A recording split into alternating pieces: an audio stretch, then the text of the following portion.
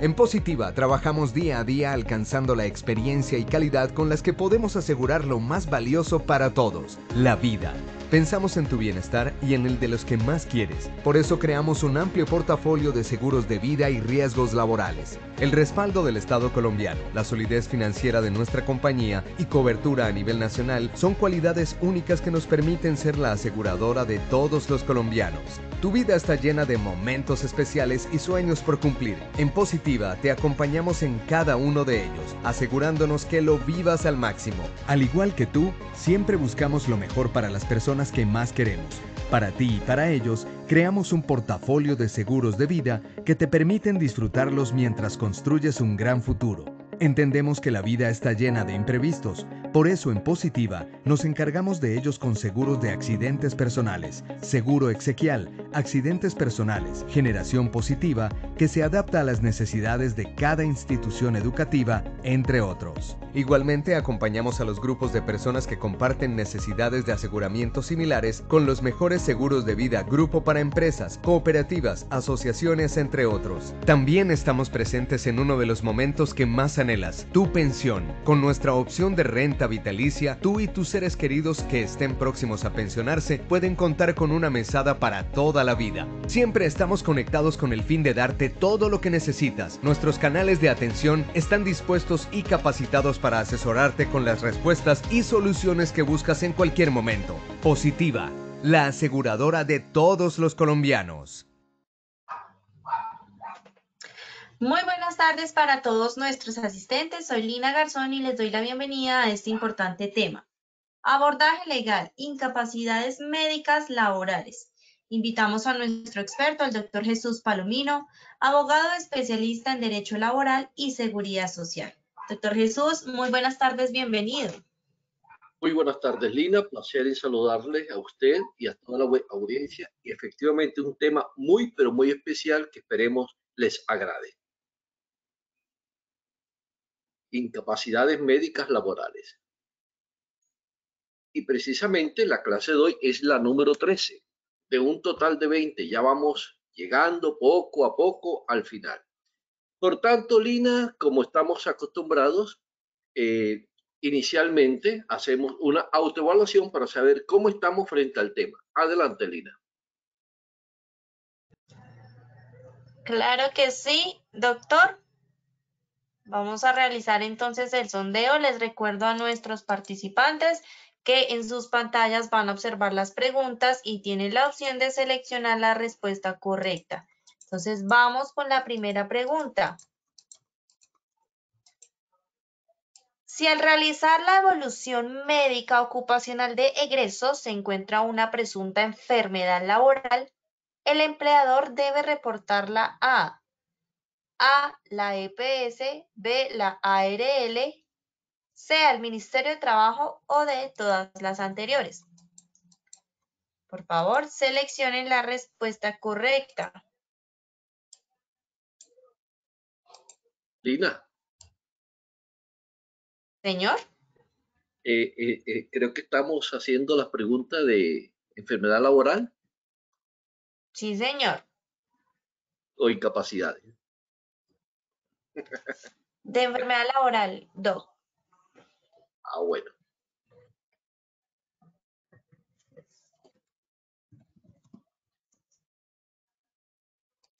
Bueno, vamos a ver los resultados. Vamos a ver qué dijeron nuestros asistentes. Bueno, el 10% nos dijo la EPS, 51% la ARL, 0% el Ministerio de Trabajo y un 39% nos dijo que son todas las anteriores. Vamos con la segunda pregunta. El empleador puede tener acceso a la historia clínica del trabajador previa autorización de A, la ARL, B, el Ministerio de Trabajo, C, el trabajador o D, ninguna de las anteriores.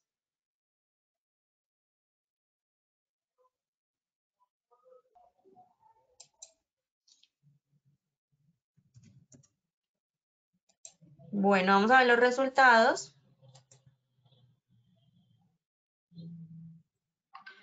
El 6% nos dijo la ARL, un 5% el Ministerio de Trabajo, un 66% el trabajador y un 23% nos dijo ninguna de las anteriores.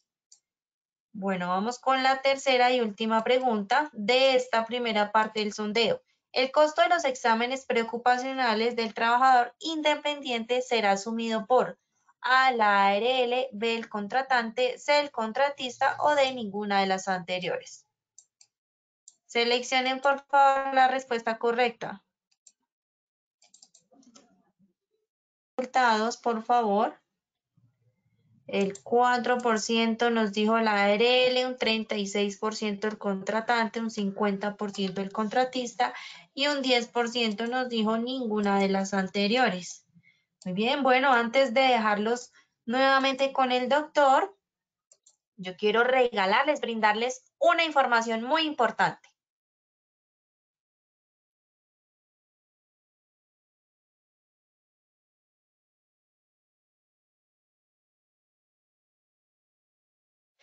Positiva trae para las empresas pymes un programa gratuito, convierte los retos en grandes logros. Proyecto Aceleramiento de Pymes Positiva 2021. Postúlate en www.positivaparati.com. Un espacio de diagnóstico, fortalecimiento y aceleración estratégica que no te puedes perder. ¿Listo, doctor? Te dejo entonces nuevamente con los asistentes para que continuemos, por favor. Muchas gracias. Te vamos a volver a enviar el mensajito, ¿no? Listo, ya estamos viendo tu pantalla. Activa tu cámara para que te podamos ver.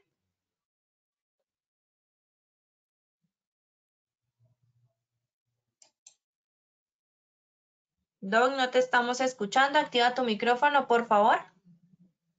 Muchas gracias. Ahora sí, creo que sí. Listo, ya te escuchamos y activa tu cámara para que te podamos ver, mi Doc, porfa. Sí. Ay, Diosito. Oh, parece que no tuviera experiencia en esto. Parece que no tuviera. Claro que la Bueno, tienes. Listo, mira, ya te vemos. muchas gracias para todos y perdonen los pequeños detalles técnicos. Bueno, comencemos diciendo que recordando que el Sistema General de Seguridad Social está conformado por el sistema del régimen de pensiones, que cubre las contingencias derivadas de invalidez, vejez y muerte de origen común.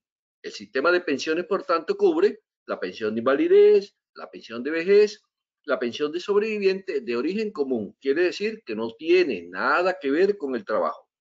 El segundo sistema es el sistema de salud, administrado por las entidades promotoras de salud, que cubren las contingencias derivadas de la enfermedad general y maternidad. Enfermedad general y maternidad. El tercer sistema ya conocemos de riesgos laborales, administrado por las administradoras de riesgos laborales, para cubrir las contingencias derivadas del accidente de trabajo y la enfermedad laboral. Y por último, ya sabemos, servicios sociales complementarios a cargo de las entidades territoriales, el subsidio para ancianos eligentes, el auxilio de desempleo, etc. Ese es en términos generales y lo he querido presentar por lo siguiente.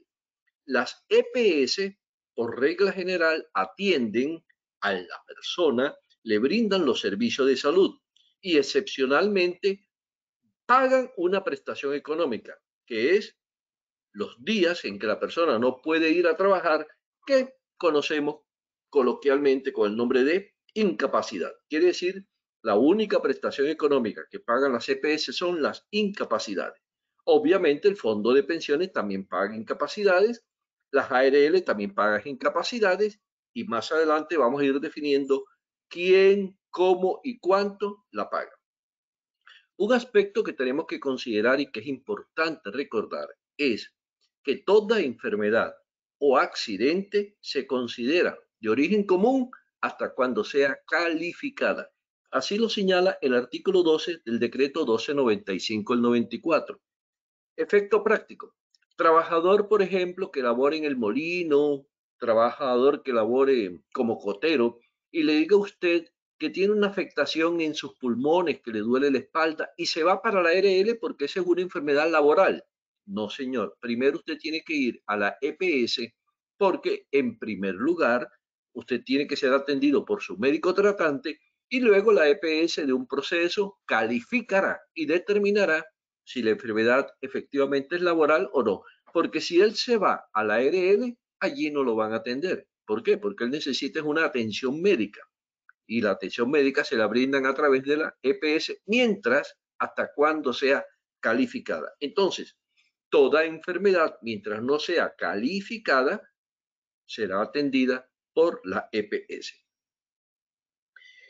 La definición de incapacidad laboral he traído aquí una, que en la circular externa número 11, la Supersalud, ustedes están viendo en pantalla, pero independientemente del texto que se encuentren allí, podemos definir la incapacidad laboral como aquellos días en que la persona, por disposición médica, no puede dedicarse a una actividad que le genere esfuerzo. Obviamente, si está trabajando para una empresa, con mayor razón. Entonces, las incapacidades laborales no son más que los días en que las personas no pueden ir al trabajo por efecto de estar enfermo, ya sea por una dolencia, por un accidente, etc. Un concepto que hemos de tener muy en cuenta, por favor, es el concepto de prórroga de incapacidad. Esta definición la encontramos en el decreto 780 de 2016, que posteriormente fue modificado por el decreto 1333 de 2016. Y dice lo siguiente: hay prórroga de la incapacidad, en este caso la definición es para enfermedad común, pero se aplica también para enfermedad laboral, cuando se expide una incapacidad posterior a la inicial. Quiere decir, la persona tenía inicialmente 4, 5, 6 días de incapacidad, va al médico, se siente afectado y por la misma patología, por la misma enfermedad o por alguna otra que tenga una relación con esta, les piden una nueva incapacidad.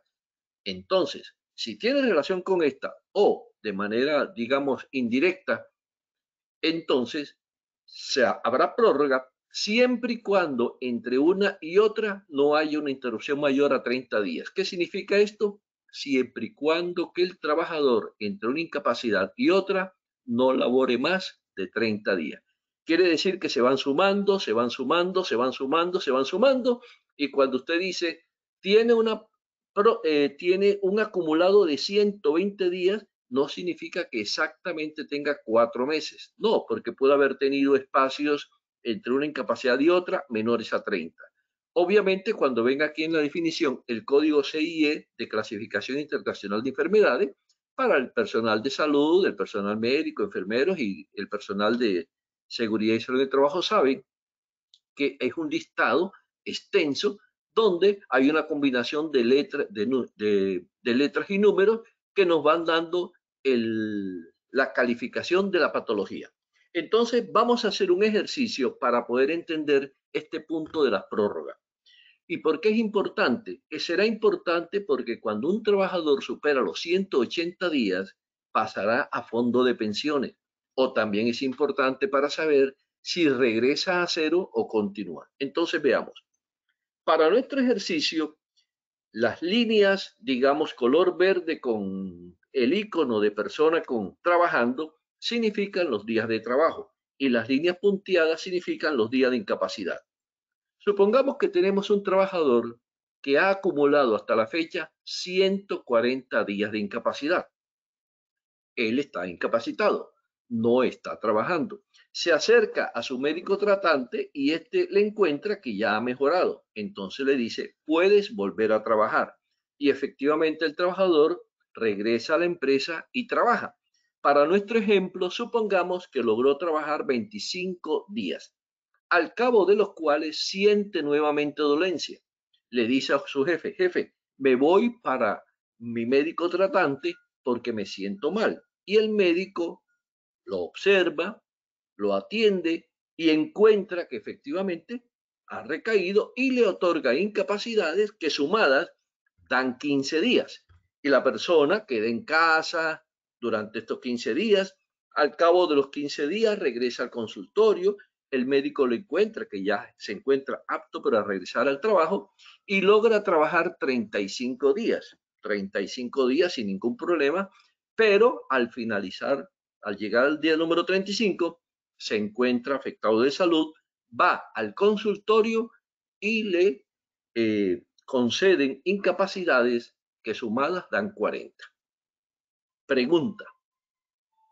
De acuerdo con lo dicho, ¿cuántos días acumulados tiene esta persona a la fecha?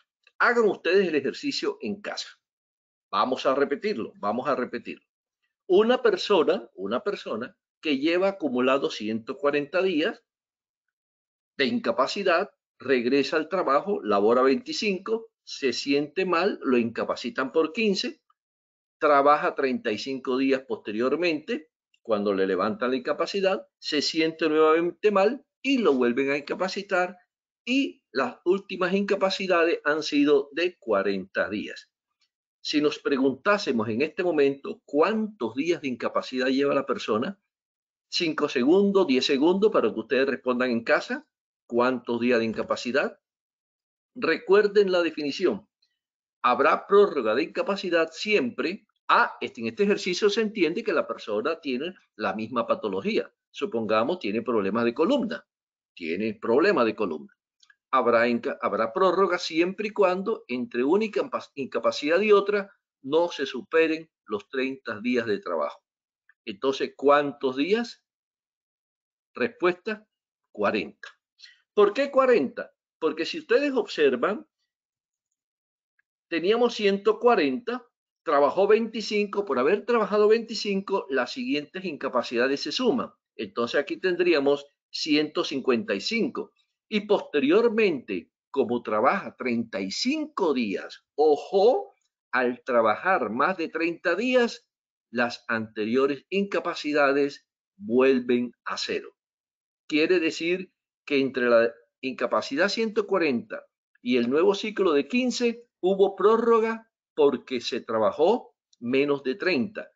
Pero cuando él trabaja 35, las nuevas incapacidades parten de cero. Entonces, para este ejercicio, teniendo en cuenta la definición de prórroga, miren que dice al final, siempre y cuando entre una y otra no hay interrupción mayor a 30 días calendario, entonces para este ejercicio la respuesta es lleva apenas 40 días de incapacidad. Esto es importante que usted lo tenga en cuenta, querido asesor, querido directivo y apreciado líder del sistema. Porque cuando usted esté llevando sus estadísticas, haga su cuadro para saber si le reclama al fondo de pensiones o a la EPS, le pueden decir, no, es que él volvió al ciclo porque no llegó a 180 días, porque como trabajó 30 y tantos días, ya no hubo prórroga y por tanto comenzamos de cero. Y esto en la vida real es cuando usted dice, tengo un trabajador que hace 4 años está incapacitado y sigue incapacitado y sigue incapacitado y no me lo han pensionado porque es que no sale de los 180. Ténganlo presente, ojalá que haya quedado claro el ejercicio. Continuamos. Otro concepto que debemos tener en cuenta es lo que nos dice el decreto 019 de 2012, Estatuto Antitrámite, que señala que cuando hay una incapacidad por origen común, obviamente el empleador debe hacer la gestión ante la EPS de manera directa y que en ningún caso el empleador le puede trasladar al afiliado, a su trabajador, el trámite para que vaya a hacer recobro, los reclamos, etc. Por eso es que cuando un trabajador le otorgan una incapacidad, él la envía a la empresa, la hace llegar a la empresa con un familiar o a través de algún otro medio, el empleador la recibe, verifica que es una incapacidad expedida por su EPS y la quincena se la paga completita o lo que corresponda. Posteriormente, hace el recobro a la EPS y el trabajador no tiene por qué ir a solicitar ante la EPS ningún pago. Pero se entiéndase, siempre que la incapacidad sea expedida por la EPS a la cual se encuentra afiliado. Porque ahorita vamos a hablar de la famosa transcripción y ya vamos agregándole complejidades a esta charla. Este mismo artículo señala, y voy a leerlo textualmente, porque es importante que ustedes le hagan conocer al trabajador que tiene una obligación. Obligación que en el artículo 121 del decreto 019, Estatuto en Trámite, dice así. Para efectos laborales, será obligación de los afiliados informar al empleador sobre la expedición de una incapacidad o licencia. ¿Qué significa esto? Pepito Pérez se encuentra enfermo, le otorgan, les piden una licencia. Él está en la obligación de informarle a su empleador, de enviarle a usted como empresa, ya sea escaneado, fotografía, no importa.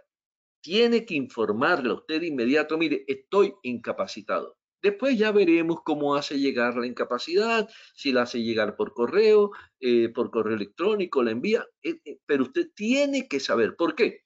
En primer lugar, porque Pepito Pérez tiene un trabajo que hacer. Lo más probable es que usted tenga unos turnos y usted tiene que organizar sus turnos. Y como él está incapacitado, si no le informa, usted lo está esperando, le está esperando. Y en segundo lugar, para sus estadísticas y para poder hacer el recobro. Entonces, los trabajadores están obligados por este artículo a informarle a su empleador cada vez que le otorguen una incapacidad. A veces llego a algunas empresas a asesorar y me dicen, fulano de tal hace 2 meses que no viene a trabajar. Y yo pregunto, ¿y qué le pasa? No, él dice que está enfermo y no me ha mandado. Y digo, ¿cómo que no le han enviado? Entonces sea la oportunidad para que revisen sus reglamentos de trabajo, para que revisen sus procedimientos, los procedimientos internos que tengan e incluyan esta obligación y en los procesos de inducción y de reinducción le expliquen claramente a sus trabajadores, porque si usted no tiene conocimiento que él está incapacitado, obviamente usted no puede brindarle un apoyo, no puede acompañarle. Y además es una obligación que le impone el artículo 121. Les comenté que íbamos a hacer e íbamos a tratar el tema de la transcripción de incapacidades. Pues bien, supongamos, un trabajador, usted tiene una empresa en la ciudad de Bogotá, para poner el ejemplo, y uno de sus trabajadores es de la provincia, es de la costa pacífica o de la costa norte. Y un fin de semana o un puente, el trabajador se va con la familia aspirando a regresar, obviamente, él calcula sus días y no hay ningún inconveniente.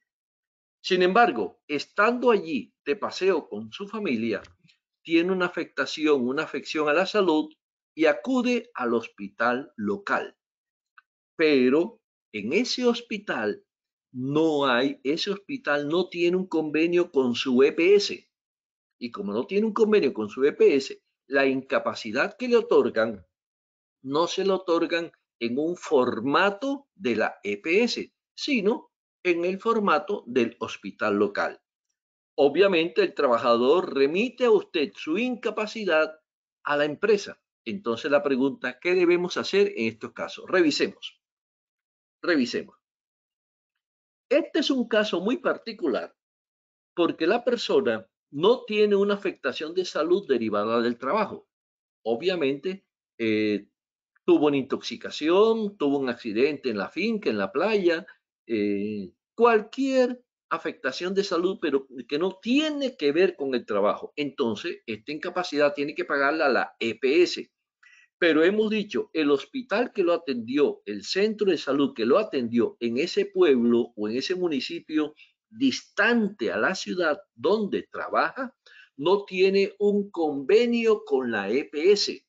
Por tanto, ese trabajador debe solicitar, tan pronto les pidan la incapacidad, la epicrisis y la historia clínica. ¿Por qué?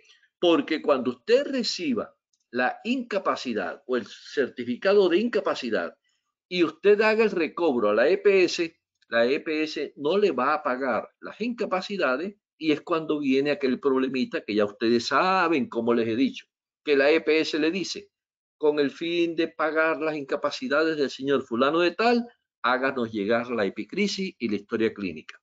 Pero aquí tenemos un problema.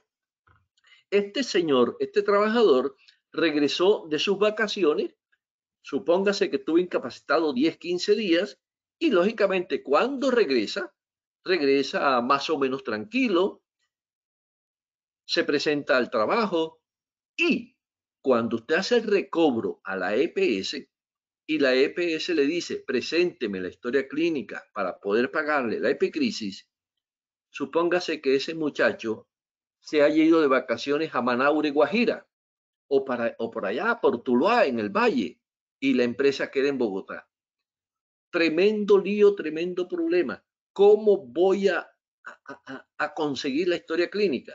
Solución una, tendría que darle un permiso al trabajador para que se vaya desde Bogotá a Manaure, Guajira, y él me va a decir, pero yo no tengo dinero para irme hasta por allá. O tendría usted que mandar un funcionario que tampoco puede enviarlo. Entonces, ¿cómo? O tendría usted que llamar al hospital y en el hospital le van a decir a usted no lo conozco. Entonces, este problema se soluciona desde el inicio de ingreso de los trabajadores. Cuando un trabajador ingresa a una empresa, en la inducción hay que explicarle que en caso que él se accidente y sea atendido en un hospital que no tenga convenio con su EPS, debe tramitar de inmediato o de ese día o al día siguiente que le entreguen la epicrisis, que le entreguen la historia clínica, para que él pueda enviar de manera directa a la EPS la incapacidad generada por esa empresa, por ese hospital, junto con su historia clínica o su epicrisis, y obviamente la EPS la transcribe y entonces ya ahora sí le entrega a usted como empresa una incapacidad generada por la EPS. ¿Y qué significa transcripción? He tomado aquí de nuestra hermana EPS, nueva EPS, una captura de pantalla donde dice lo siguiente. La transcripción es el acto mediante el cual nueva EPS traslada al formato único del sistema de información el certificado de incapacidad o licencia ordenado por el médico u odontólogo tratante. Entonces, mire, no hay transcripción cuando la incapacidad es generada por un médico de la nueva EPS, porque ya el médico la emite en el certificado de la EPS, en el formato de la EPS. Hablamos de transcripción, como es el caso que les señalé, de las personas que son atendidas en lugares o entidades u hospitales que no tienen convenios con la EPS. Entonces, espero no haberlos enredado. La transcripción, para que la podamos hacer rápida y sin problema, el trabajador debe solicitar desde el médico que lo atendió la epicrisis, la historia clínica, y él o su familia de inmediato tramitarla ante la EPS. Usted me dirá, bueno, pero es que usted me acaba de decir que de acuerdo con el decreto 019, el empleador le corresponde hacer eso. No, un momento, el empleador le corresponde hacer el cobro de las incapacidades generadas por la EPS ante su propia EPS. Pero la transcripción ya es un caso, es un trámite que debe hacer el trabajador. Lo he explicado con este ejemplo de la persona que viajó a una ciudad de la costa. Imagínense cómo hace el empleador. Y recuerden que en pasadas clases les dije que cuando las EPS le solicitan a ustedes historia clínica, ustedes deben informarle que es la EPS la obligada a comunicarse con el hospital que atendió al trabajador para que le envíen de manera directa la historia clínica o la epicrisis, porque el empleador no puede tener acceso a la historia clínica. Entonces, este concepto de transcripción, ojalá haya quedado claro. Si hay algunas dudas, etcétera, bueno, ya buscaremos la forma de solucionarlas en próximas clases, etcétera, o me escriben, pero esto debe quedar claro. Trabajador que sea atendido en un hospital que no tenga convenio con su EPS, debe solicitar, ya sea ese día o al día siguiente, sus familiares, etcétera, la epicrisis, la historia clínica, y hacer el trámite de inmediato ante la EPS. Miren que en nueva EPS le están diciendo que usted puede hacer el proceso de transcripción. Primero dice que debe ser dentro de los 30 días y que voy a leer el segundo párrafo porque es importante, que dice así. Ten en cuenta que el proceso de transcripción debe ser realizado por el afiliado trabajador dentro de los 30 días siguientes a la expedición Y únicamente es necesario, esto es importantísimo, y únicamente es necesario para los certificados médicos emitidos por la red de atención no exclusiva de Nueva EPS. Porque es que si el trabajador fue atendido por un médico de la EPS, no es necesario hacer transcripción porque ya esa incapacidad está en el formato de la EPS. Y por último, él puede desde el celular entrar, hacer el trámite, no se necesita hacer el trámite de manera presencial, en fin, ingresen a la EPS a la cual ustedes se encuentran afiliados y cada una de ellas les orienta sobre cómo hacer la transcripción. Quiero aprovechar esta oportunidad valiosa que nuestra RL positiva me permite hablar con ustedes para tratar este esquema que en algunos momentos hemos manejado, pero que llegó el momento, llegó la ocasión de manejarlo más concretamente. Aplica para enfermedades comunes. Sabemos que el trabajador es atendido por la EPS mientras no sea calificada su patología y que la EPS tiene un plazo de hasta 180 días para calificarla. Pues bien, el trabajador acude a su EPS, le están pidiendo incapacidades, y llegando al día 120, el médico tratante debe emitir el concepto de rehabilitación. Pongamos este ejemplo. Pepito Pérez tiene una lesión de columna, no puede inclinarse bien, le duele totalmente. El médico le hace un reconocimiento por aquí en el día 120 y encuentra que ya Pepito se está rehabilitando, se está recuperando, que está sanando esa dolencia. Por tanto, él les pide un concepto de rehabilitación favorable, porque da a entender en este momento que con el tratamiento que le están entregando, la droga, las terapias, se está recuperando. Y ahí el concepto es favorable. Por el contrario, el médico revisa al trabajador y encuentra que no ha habido mejoría, que realmente ya no va a haber mejoría, que por más que le hemos dado tratamiento, buenas drogas, terapia, Pepito ya no va a mejorar. Entonces, el concepto es desfavorable. Y el decreto 180 de 2016, queridos compañeros, señala en el artículo 22332 que si el concepto de rehabilitación es desfavorable, la EPS debe de inmediato dar inicio al trámite de calificación. No hay que esperar hasta el día 180, que a veces esto nos ocurre en las empresas. De inmediato usted solicita, apoya a su trabajador, le orienta para que acuda a su médico laboral y solicite la calificación de inmediato, porque el concepto de rehabilitación es desfavorable. Ello es importante porque es posible que el trabajador pueda tener derecho a una pensión de invalidez y de inmediato soluciona su situación.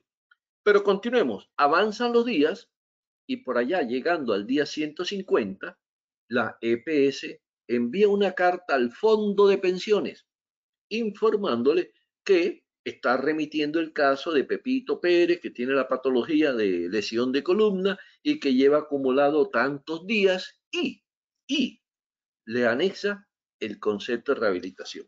Usted en su oficina debe tener esos conceptos de rehabilitación. Esto no es, digamos, confidencial, porque es un concepto, es un formulario donde dice sí, pues es favorable la rehabilitación o no, no es favorable. ¿Recuerdan cuando hablábamos del ejercicio de las prórrogas? Pues bien, esos 120, 150, 180 días incluyen esas incapacidades expedidas, esos lapsos en que el trabajador laboró y siempre que no pase de 30 días se van acumulando. Avanzamos en el tiempo y llegando el día 180, por ahí entre el 150 y 160, la EPS a usted le emite una carta que dice lo siguiente: con la finalidad de calificar la patología de Pepito Pérez, sírvanos enviarnos los siguientes documentos. y le piden una serie de documentos, entre ellos el análisis de puesto de trabajo, certificación de cargo, la historia clínica y la identificación de riesgo psicolaboral del último año. Entonces veamos, análisis de puesto de trabajo, eso lo hace usted. Revisa, verifica cómo hace el trabajo la persona día a día. Eso lo hace un profesional, generalmente un fisioterapeuta, etc. Certificación de cargo lo emite Gestión Humana, donde señala que Pepito Pérez es cotero y su actividad es la siguiente, las funciones principales son estas, y labora desde año tal a tal año, o que en la empresa ha desempeñado los siguientes cargos. Historia clínica, obviamente, si usted tiene departamento médico, puede enviarla, pero si no lo tiene, recuerde e informa a la EPS que puede solicitarla del laboratorio tal o del consultorio médico tal. Y por último, la identificación de riesgo psicolaboral del último año. Este es un documento que obviamente es emitido por psicólogos, sin embargo hay que tener en cuenta que no podríamos hablar de la evaluación de baterías. Entonces, lo que se quiere saber es qué programa tiene usted, cuáles son los riesgos psicolaborales a los que se ve expuesto. Usted envía esta documentación y la EPS califica. Si califica el evento de origen común, entonces el caso pasa al administrador de fondo de pensiones, que paga a partir del día 180 hasta el día 540 las incapacidades, siempre que el concepto haya sido favorable. ¿Recuerdan cuando hablamos del concepto de rehabilitación favorable? Que Pepito ya podía inclinarse, ya podía caminar, que estaba recuperándose. Y después del día 540, las incapacidades las seguirá pagando la EPS. Entonces miren que la EPS paga incapacidades hasta el día 180, del 181 al 540 el fondo de pensiones y del 541 en adelante la EPS. Y si el evento es calificado como laboral, obviamente pasa a la ARL, quien continuará pagando las incapacidades ¿hasta cuándo? Hasta cuando el muchacho se rehabilite, se demuestre la imposibilidad de rehabilitación, se califique la patología o muera. Este es un esquema general que se viene cumpliendo. Usted debe verificar su trabajador en qué punto de ese esquema se encuentra, apóyelo, oriéntelo y no lo deje solo. ¿Por qué? Porque si ese muchacho tiene concepto de rehabilitación desfavorable, y recuerden que dijimos, cuando el concepto de rehabilitación es desfavorable, el fondo de pensiones no paga y usted no lo orientó, es posible que él presente tutela, porque mire, la ARL no le va a pagar porque el evento no es laboral. No paga la EPS porque la EPS no paga incapacidad después de 180. No paga el fondo de pensiones porque, de acuerdo con el decreto 019, se requiere concepto favorable y estamos hablando de un concepto desfavorable. Y no paga usted porque yo le digo que usted no debe pagar incapacidades, porque para eso está la EPS. Pero como el muchacho presenta una tutela atendiendo o informando que se está afectando su mínimo vital, porque él depende de su salario, y como usted no lo orientó, no lo acompañó, lo más probable es que el juez le conceda la razón y usted se ve obligado a pagar esas incapacidades.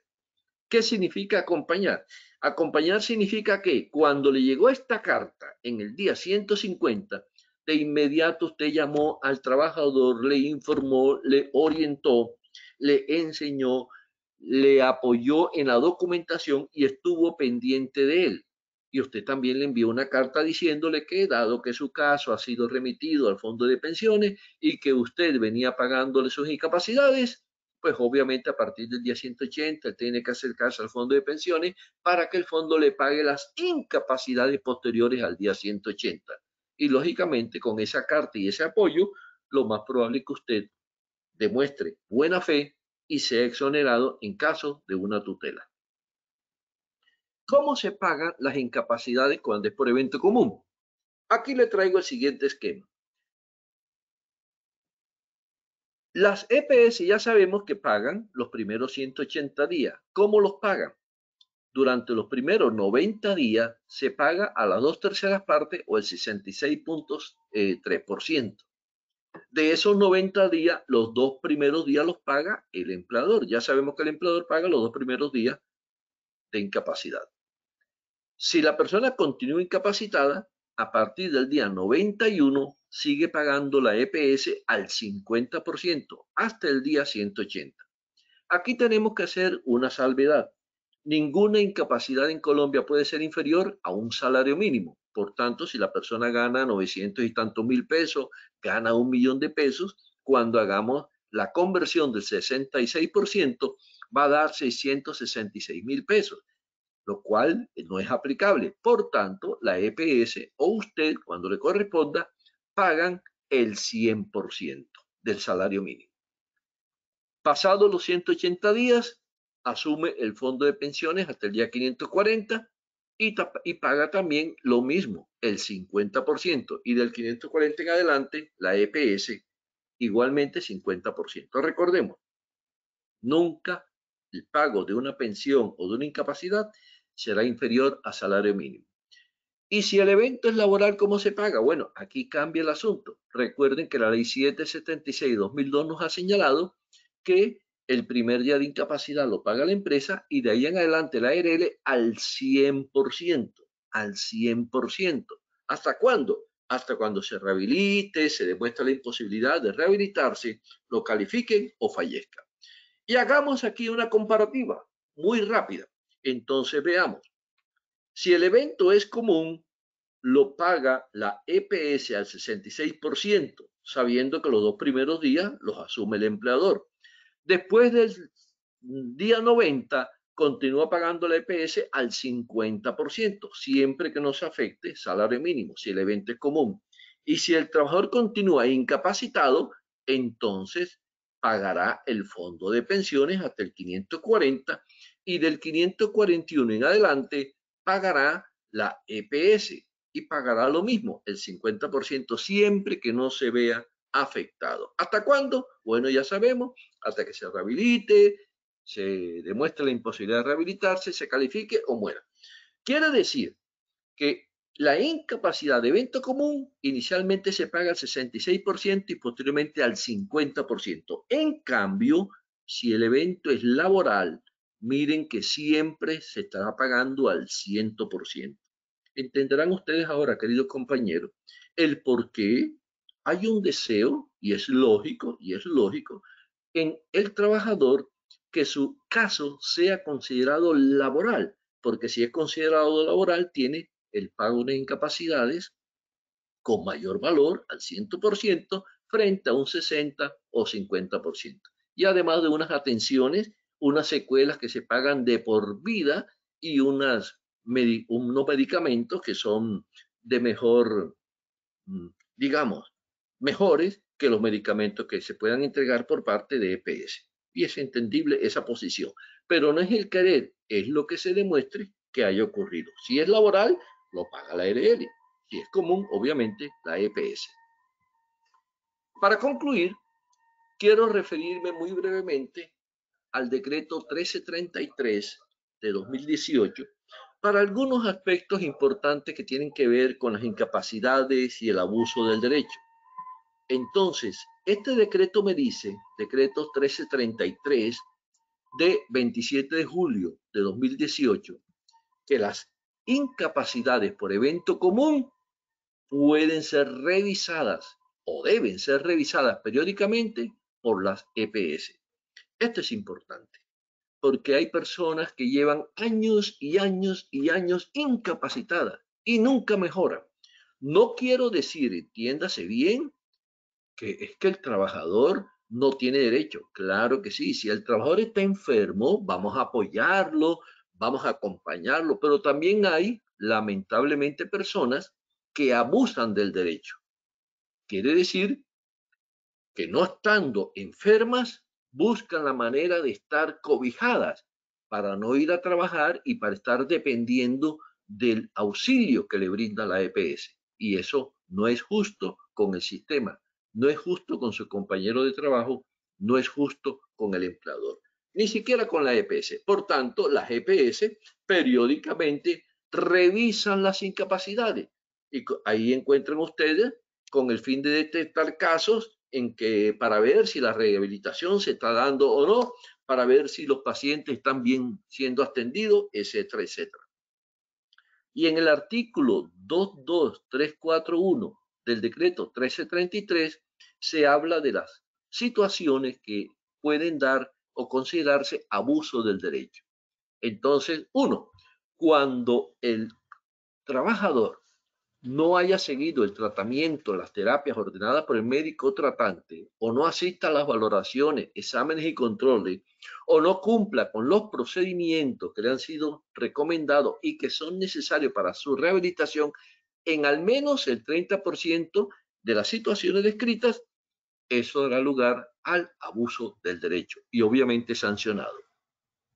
Segundo, estamos hablando de eventos comunes. Cuando el trabajador no asista a los exámenes y valoraciones para determinar la pérdida de capacidad laboral. Recuerden que le dije en un momento que hay empresas que me comentan, es que fulano dice que está enfermo, pero él no va al médico porque él no gusta de ese médico. Oiga, un momentico, hable, busquemos, encontremos una respuesta, pero si usted no atiende las recomendaciones de su médico, puede estar configurando una de estas situaciones. Tercero, cuando se detecte fraude o alteración de las incapacidades. Cuarto, cuando hay una conducta del usuario que esté contraria a la ley. Quinto, cuando se detecte fraude al otorgar la certificación. Sexto, cuando se detecte que el cotizante busca el reconocimiento y pago de la incapacidad, tanto en la EPS como en la ARL por la misma causa, o sea, está tratando de cobrarle a ambas entidades al tiempo, que no se puede.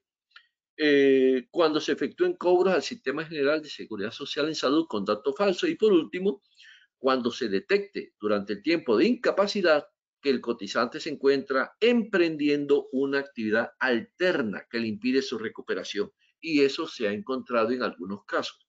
Personas que están incapacitadas y que sin embargo están trabajando en otras empresas y obviamente no se van a recuperar. Entonces miren que es drástico el artículo 22341, orienten a sus trabajadores para que no incurran en esta conducta, porque la EPS, de tener conocimiento, llegará, investigará y obviamente aplicará el artículo 22343, suspendiendo el reconocimiento o el pago de las incapacidades por enfermedad general. Entonces, es necesario que se sepa. Y si eso ocurre en EPS, veamos qué ocurre con las ARL. La ley 776-2002, en el artículo 17, señala que la ARL suspenderá el pago de las prestaciones económicas cuando el afiliado no se someta a los exámenes, controles o prescripciones que le han sido ordenados o que rehúse, sin causa justificada, a someterse a los procedimientos necesarios para su rehabilitación física y profesional o de trabajo. Ustedes y yo sabemos ya que después que la persona se rehabilita, es necesario, al terminar el periodo de incapacidad temporal, regresar a su puesto de trabajo y si se le otorgan recomendaciones y en ellas se indica que debe reincorporarse y reubicarse, obviamente, por remisión del artículo 4 y 8 de la ley 776, el empleador está obligado a ello. Y por último, un artículo de la resolución 312 que nos dice que no se pueden crear mecanismos que fomenten el no reporte de accidente de trabajo y enfermedad laboral. De igual manera, no se pueden generar o crear premios o bonos para aquellas que estimulen el no reporte. Importante, no se puede levantar o suspender las incapacidades. Las incapacidades médicas se respetan. Si usted cree que el trabajador no está enfermo y le muestra incapacidades, pida una mesa laboral, visite su ARL, pida una cita con el auditor médico, pero usted de por sí no puede decir venga a trabajar porque mientras haya una incapacidad médica, eso no es posible. Y por último, no se pueden crear programas de recuperación temprana sin el consentimiento del trabajador, del médico tratante y sin que exista un programa de rehabilitación conforme a los parámetros y guías establecidos por el Ministerio del Trabajo. Bueno, compañeros, eso fue lo que trajimos para ustedes. Lina, queda a tu cargo ahora continuar con el orden del programa.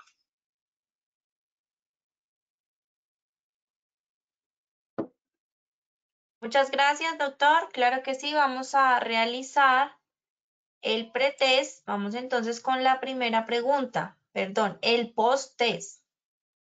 Si al realizar la evaluación médica ocupacional de egreso se encuentra una presunta enfermedad laboral, el empleador debe reportarla a la EPS, B, la ARL, C, el Ministerio de Trabajo o D, todas las anteriores.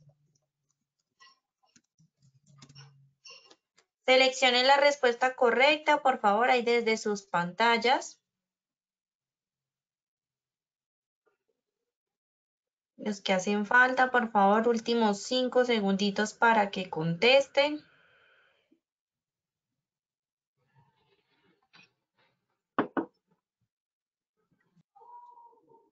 Vamos a ver los resultados. El 18% dijo la EPS, 54% la ARL, un 2% el Ministerio de Trabajo y un 26% nos dijo que son todas las anteriores. Entonces, doctor, cuéntanos por favor cuál es la respuesta correcta a esta pregunta.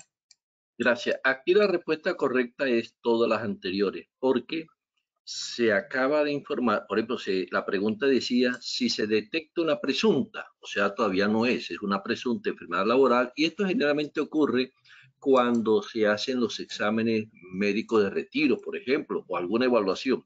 Hay que informarlo simultáneamente a EPS, a ARL y al Ministerio del Trabajo. Al Ministerio del Trabajo hay que informar las enfermedades laborales. Entonces, la respuesta correcta es todas las anteriores. Muy bien, doctor, muchas gracias. Vamos con la segunda pregunta. El empleador puede tener acceso a la historia clínica del trabajador previa autorización de A, la ARL, B, el Ministerio de Trabajo, C, el trabajador, D, ninguna de las anteriores. Seleccionen por favor la respuesta correcta.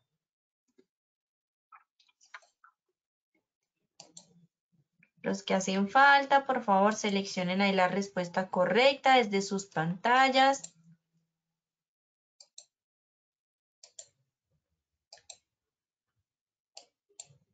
Muy bien, vamos a ver los resultados. Vamos a ver qué contestaron ustedes. En pantalla compartimos los resultados. El 3% nos dijo la ARL, 3% Ministerio de Trabajo, un 67% dijo el trabajador y el 28% nos dijo ninguna de las anteriores. Doc, ¿cuál es la respuesta, por favor? Bueno, gracias. En una parte, creo que a mitad de la charla les dije que el empleador no podía tener acceso en ningún caso a la historia clínica. Recuerda cuando le dijimos, dígale a su trabajador que reciba, reclame para que la lleve, porque usted no puede tener, a menos que usted tenga internamente un médico. Entonces la respuesta correcta es en ninguna de las anteriores, la D. No puede tener, o sea, nadie le puede decir al empleador, ni la ARL, ni el ministerio, ni el trabajador. Yo lo autorizo, no. En ningún caso el empleador tiene acceso a la historia clínica. Correcta D, ninguna. Muchas gracias, doctor. Y vamos con la tercera y última pregunta. El costo de los exámenes preocupacionales del trabajador independiente será asumido por A, la ARL, B, el contratante, C, el contratista o D, ninguna de las anteriores. Seleccionen, por favor, la respuesta correcta. Vamos a ver los resultados de esta tercera y última pregunta. El 2% nos dijo la ARL, 28% el contratante, un 56% el contratista y un 15% ninguna de las anteriores, Doc. Aquí acertó la mayoría. Efectivamente, el contratista asume el pago de la evaluación preocupacional, el contratista. Y obviamente los exámenes periódicos sí estarán a cargo del contratante. Respuesta correcta, la C, contratista. Perfecto. Bueno, Mido, muchas gracias por habernos acompañado el día de hoy con este tema tan importante como siempre. Esperamos verte entonces en una próxima ocasión, Do. Gracias a ustedes. Muchas gracias. Muy amable. Claro que sí, doctor, y a todos, por supuesto, muchas gracias por su participación. Como siempre, recuerden visitar Posipedia para que conozcan nuestro cronograma, se inscriban y participen de todas nuestras acciones educativas. Los dejamos con el siguiente video. Que tengan una feliz tarde.